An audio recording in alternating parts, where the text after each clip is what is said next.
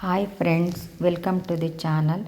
ನಾನಿವತ್ತು ಬೀಟ್ರೋಟು ಮತ್ತು ಬೇಳೆ ಹಾಕಿ ನಾನು ಬೀಟ್ರೋಟ್ ಸಾಂಬಾರನ್ನು ಮಾಡ್ತಾಯಿದ್ದೀನಿ. ಅದ್ರ ಜೊತೆಗೆ ಟೊಮೊಟೊ ಮತ್ತು ಕ್ಯಾರೆಟು ಸ್ವಲ್ಪ ಹಾಕ್ಕೊಂಡಿದ್ದೀನಿ. ಕೆಲವರು ಬೀಟ್ರೋಟ್ ಸಾರು ಮಾಡ್ತೀರಾ ಅನ್ನೋ ಥರ ಸ್ವಲ್ಪ ಅದೇನು ಟೇಸ್ಟ್ ಇರಲ್ಲ ಅನ್ನೋ ಥರ ಮಾತಾಡ್ತಾರೆ. ನನಗೆ ಅದು ತುಂಬ ಇಷ್ಟ. ಬೀಟ್ರೋಟು ಯಾವುದೇ ತರಕಾರಿ ಆದ್ರೂ ಮಿಕ್ಸ್ ಮಾಡಿ ಹಾಕ್ಕೊಂಡು ಸಾರು ಮಾಡ್ಕೋತೀನಿ ನಾನು. ಇವಾಗ ಬೀಟ್ರೋಟು ಬೇಳೆ ಎಲ್ಲ ಒಂದು ಕುಕ್ಕರಿಗೆ ಹಾಕಿ ಒಂದು 3-4 ವಿಷಲನ್ನು ಹಾಕ್ಸ್ಕೊತಾ ಇದ್ದೀನಿ. ಈಗ ಕುಕ್ಕರನ್ನು ಸ್ಟವ್ ಮೇಲೆ ಇಟ್ಟಿದ್ದೀನಿ. ಖಾರಕ್ಕೆ ಬೇರೆ ತರಕಾರಿನ ನಾವು ಯಾವ ಖಾರ ಹಾಕಿ ಪಲ್ಯ ಮಾಡ್ಕೋತೀವ ಅದೇ ಥರ ಖಾರನ ರೆಡಿ ಮಾಡ್ಕೊಳ್ತಾ ಇದ್ದೀನಿ ನಾನು. ಇವಾಗ ಖಾರನ ರುಬ್ಕೊಳ್ಳೋಣ. ಖಾರ ನುಣ್ಣಗೆ ರುಬ್ಕೊಬರಬೇಕು.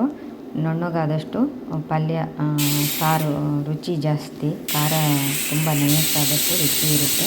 ಇವಾಗ 3-4 ವಿಷಲ್ ಆಯಿತು ಕುಕ್ಕರು. ಈಗ ಖಾರ ಕೂಡ ರೆಡಿಯಾಗಿದೆ. ಈ ಟೈಮಲ್ಲಿ ನಾನು ಇನ್ನೊಂದು ಪಾತ್ರೆ ತಗೊಂಡು ಅದಕ್ಕೆ ಸ್ವಲ್ಪ ಎಣ್ಣೆ ಹಾಕಿ ಎಲ್ಲ ಒಗ್ಗರಣೆ ಮಾಡ್ಕೊಳ್ತಾ ಇದ್ದೀನಿ. ನೀರುಳ್ಳಿ, ಬೆಳ್ಳುಳ್ಳಿ, ಬೇವಿನ ಸೊಪ್ಪು ಎಲ್ಲ ಹಾಕಿಬಿಟ್ಟು ಒಗ್ಗರಣೆ ಮಾಡ್ಕೊಂಡಿದ್ದೀನಿ. ಅದಕ್ಕೆ ನಾನು ಬೇಯಿಸಿ ಇಟ್ಕೊಂಡಿರ್ತಕ್ಕಂಥ ಈ ಬೀಟ್ರೋಟು ಮಿಕ್ಸ್ ತರಕಾರಿ ಬೇಳೆ ಎಲ್ಲದನ್ನು ಹಾಕ್ಕೊಳ್ತಾ ಇದ್ದೀನಿ. ನೋಡಿ ಎಷ್ಟು ಚೆನ್ನಾಗಿ ಬೆಂದಿದೆ, ಕರಗಿದೆ ಬೇಳೆ, ತರಕಾರಿ ಎಲ್ಲ ಚೆನ್ನಾಗಿ ಬೆಂದು ಯಾವ ಥರ ಮಿಕ್ಸ್ ಆಗಿದೆ ಅಂತ ಅದನ್ನು ಒಗ್ಗರಣೆಗೆ ಹಾಕ್ಕೊಳ್ತಾ ಇದ್ದೀನಿ. ಬೀಟ್ರೋಟು ತುಂಬ ಒಳ್ಳೆಯದು ಆರೋಗ್ಯಕ್ಕೆ. ರಕ್ತಹೀನತೆ ಇರೋರಿಗಂತೂ ಬೀಟ್ರೋಟು ಡೈಲಿ ಉಪಯೋಗಿಸಿದರೆ ರಕ್ತಹೀನತೆ ಕಡಿಮೆ ಆಗುತ್ತೆ.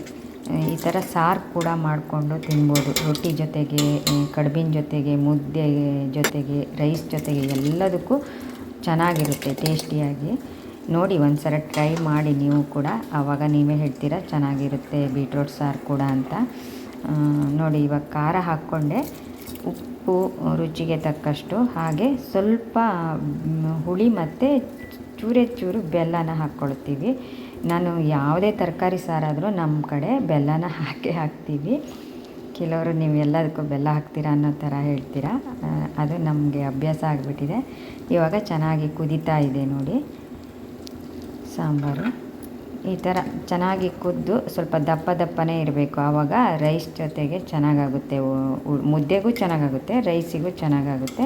ಸೈಡಿಗೆ ಇದಕ್ಕೆ ಉಪ್ಪಿನಕಾಯೋ ಅಥವಾ ಹಪ್ಪಳನೋ ಇದ್ದರೆ ಸಾಕು, ಬೇರೆ ಇನ್ನೇನು ಬೇಕಾಗಿರಲ್ಲ ಅನ್ನೋ ಜೊತೆಗೆ ಊಟ ಮಾಡುವಾಗ. ನೋಡಿ ಇವಾಗ ಚೆನ್ನಾಗಿ ಕುದ್ದಾಗಿದೆ. ಈ ಟೈಮಲ್ಲಿ ಸ್ಟವ್ನ ಆಫ್ ಮಾಡಿ ಸ್ವಲ್ಪ ಕೊತ್ತಂಬರಿ ಸೊಪ್ಪನ್ನು ಉದುರಿಸ್ಕೊಳ್ಳೋಣ.